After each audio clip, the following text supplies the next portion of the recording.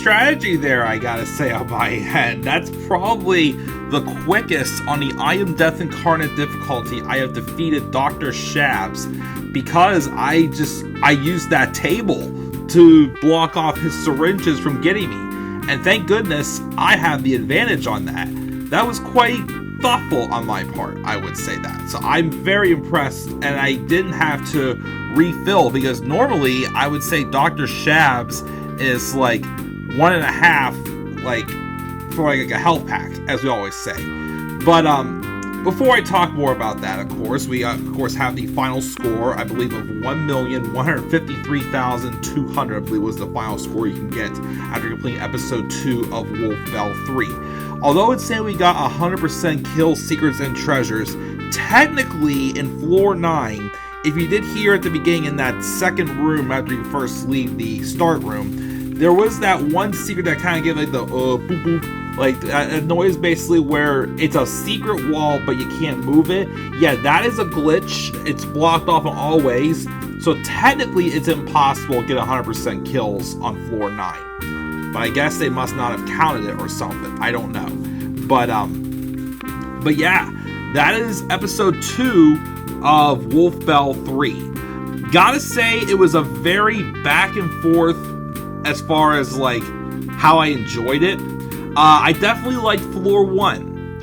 Floors 10 and 2, I wasn't really the biggest fan of.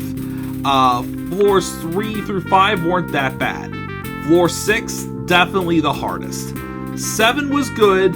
8, I would say, was similar to 7, just a little bit harder. And, of course, the boss battle.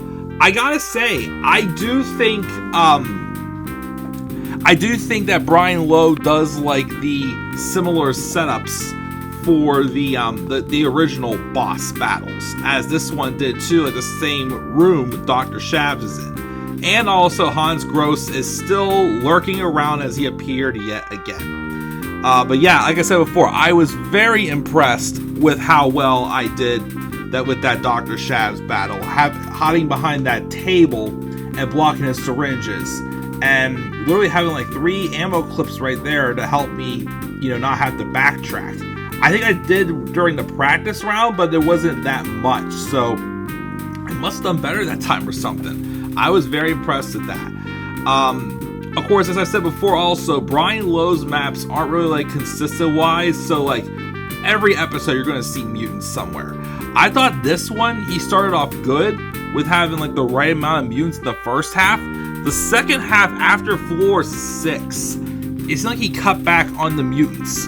I was definitely surprised not to see them in this one. So, I especially since they substituted the officers in the last room. And again, despite the room probably being a little bit smaller, that room is pretty much the same setup for all the boss battles we've seen for an episode 2, floor 9 on any of these Wolfenstein mods.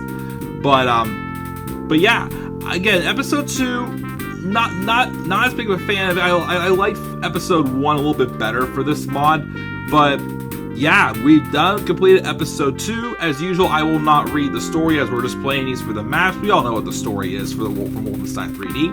I'll see you guys in episode 3 of Wolfbel 3 next time. So until then, guys, I am the Club of the Man, 1993.